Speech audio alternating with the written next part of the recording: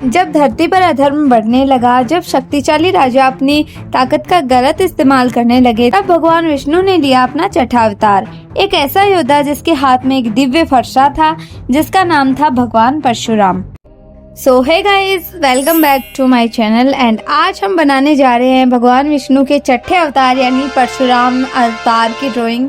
And ये drawing है, ये और अवतार से थोड़ी सी अलग होने वाली है।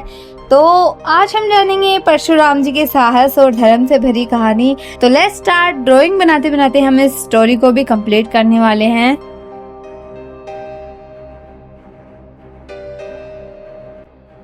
पांच अवतार है वो कंप्लीट हो चुके हैं एंड ये बहुत बड़ी बात है। एंड आज बारी है छठे अवतार की, तो चलो इसे बनाते हैं। एंड कलर ड्राइंग करने का एक अपना ही मजा है एंड वो मजा आपको भी आना चाहिए, इसलिए आपको भी ये आर्ट वर्क जरूर करना चाहिए। तो चलो अब स्टोरी लाइन पर आते हैं। तो बहुत टाइम पहले पृथ्वी पर कई अत्याचारी राजा हुए जिन्होंने लोगों को परेशान करना शुरू कर दिया। वो ऋषि मुनियों को मारने लगे और इतना घमंड भर चुका था उनमें। तो उन राजाओं में सबसे शक्तिशाली राजा था, वो था राजा सहस्त्रबाहु अर्जुन। और उसमें इतनी ज्यादा शक्ति थी, उसके पास 1000 भुजाओं जितना पावर था, इसलिए उसका नाम सहस्त्रबाहु था। एंड वो अपने बल पर घमंड करता और ऋषि साधुओं को सताने लगा। अब भाई हद किसी चीज की अति हो जाती है तो भगवान को तो अपने भक्तों को बचाना ही पड़ता है। तो यहाँ पर जो परशुराम है उनका अवतार है वो जन्म लेता है। तो अब उसी काल में एक महर्षि थे, महर्षि जमदग्नि और माता रेणुका। तो उनके घर एक बालक हुआ जिनका नाम उन्होंने रखा था राम। और वो बालक बचपन से ही क्रोधित था, गुस्सैल था, तेजस्वी था और बहादुर, यानी इतनी सारी फैसिलिटी थी उनके अंदर। लेकिन उन्हें क्रोध बहुत ज्यादा आता था, वो बचपन से ही क्रोधित थे और अपने पास हमेशा अपने हाथ में एक कुल्हाड़ी रखते थे, इसलिए उनका जो आगे चलकर नाम है वो परशुराम होने वाला है। लेकिन अभी उनका नाम था वो था राम। तो बचपन से ही परशुराम बहुत ज्यादा तेजस्वी बहादुर थे और भगवान शिव के भक्त थे, यानी शिव जी की ही पूजा करते थे। और उन्होंने शिव जी की इतनी ज्यादा तपस्या की कि शिव जी ने प्रसन्न होकर उनको एक फरसा है वो वरदान के रूप में दिया। वो एक तेजस्वी फरसा था, उससे वो कभी किसी युद्ध में नहीं हारने वाले थे, इतना तेज था उस फरसे में। तो उस फरसे को जब शिव भगवान ने उनको दिया तो उन्हीं से उनका नाम पड़ गया परशुराम, यानी फरसे को धारण करने वाला इंसान है वो है परशुराम। तो परशुराम जी के जो पिता थे महर्षि जमदग्नि, उनके पास एक कामधेनु गाय थी। तो एक दिन जो राजा घमंडी राजा था सहस्त्रबाहु अर्जुन, वो महर्षि के आश्रम में आया, वहाँ खूब तोड़ फोड़ बचाई, लोगों को परेशान किया, मारा और वो जो कामधेनु गाय थी उन्हें छीन कर ले गए। तो जब परशुराम जी घर वापस आए और उन्होंने आश्रम का इतना बुरा हाल देखा तो वो हद से ज्यादा क्रोधित हो गए और इतने क्रोधित हुए कि वो अकेले ही चले गए सहस्त्रबाहु को मारने और सहस्त्रबाहु से लड़ाई करके उनका वध किया। और उसके बाद में कामधेनु गाय है ना, उनको वापस लेकर आए। इस घटना पर अपने पिता की मृत्यु देखकर परशुराम जी काफी ज्यादा दुखी होते हैं और वो उतने ही ज्यादा क्रोधित होते हैं। तो उन्होंने प्रण ले लिया कि अब अत्याचारी जो क्षत्रिय राजा है उनको वो नहीं छोड़ेंगे, इस धरती से मारकर ही चैन लेंगे। तो परशुराम जी से सबसे ज्यादा क्षत्रिय डरते थे, क्योंकि जितने भी क्षत्रिय होते हैं उनको वो अपना दुश्मन ही मानते थे। तो ये अवतार है और अवतारों से टोटली डिफरेंट है। ये गुस्सेल अवतार था और इनका मेन जो उद्देश्य था ना, वो घमंडी राजाओं को सजा देना ही था जो लोगों को परेशान करते हैं। इतना सब कुछ देखकर परशुराम जी ने प्रण लिया कि अब इस धरती से सारे जो भी क्षत्रिय राजा है उनको वो मार कर ही रहेंगे। तो उन्होंने 21 बार पृथ्वी से अधर्मी राजा थे उनका अंत किया। अब ध्यान दो, अधर्मी राजा थे ना जो बुरे काम करते थे, लोगों को मारते थे, उन्हें ही मारा उन्होंने और दूसरों को नहीं मारा। तो अधर्मी राजाओं का उन्होंने अंत किया अपने फरसे से और 21 बार है वो धरती को बचाया अधर्मी राजाओं से। इतना सब करने के बाद जो राजा थे उनकी अकल ठिकाने में आ गई कि हाँ, तो उन्होंने हाथ पैर पड़े परशुराम जी के कि आगे से अपनी शक्तियों का गलत यूज नहीं करेंगे, ना ही अपनी शक्तियों पर घमंड करेंगे। तो इसके बाद में जो परशुराम जी थे ना, उन्होंने अपना क्रोध त्याग कर तपस्या और ज्ञान का मार्ग है वो अपना लिया था। और उनके पास एक शक्ति थी, मन की गति से वो कहीं भी आ जा सकते थे। तो कहीं भी कुछ होता तो वो जैसे गायब होकर नहीं पहुंच जाते थे, वैसे पहुंच जाते थे। तो मन की गति से चलते थे वो।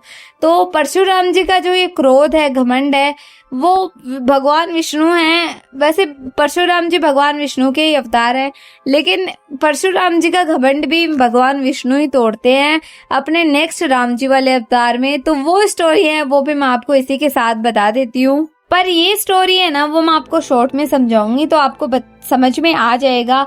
जब सीता माता का स्वयंवर हो रहा था तो राम जी भी वहां पहुंचे थे। तो सारे राजाओं ने कोशिश कर ली, शिव धनुष है वो नहीं उठा, क्योंकि ये शर्त थी राजा जनक की कि कोई भी शिव धनुष तोड़ेगा वो ही सीता माता से विवाह करेगा।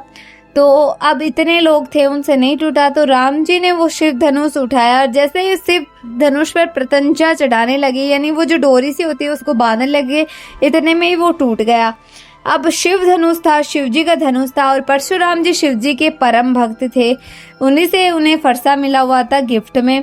तो भाई अब परशुराम जी का जो पारा है वो एकदम से हाई हो गया कि ये किसने इतनी बड़ी बेवकूफ़ी की है। परशुराम जी को भी नहीं पता था जिसने ये गलती की है वो स्वयं विष्णु भगवान ही है, क्योंकि परशुराम जी विष्णु भगवान जी के रूप थे। अब परशुराम जी को क्रोध आ गया और वो जल्दी से मन की गति से चलते हुए क्रोधित वो जनक जी के दरबार में पहुंच गए।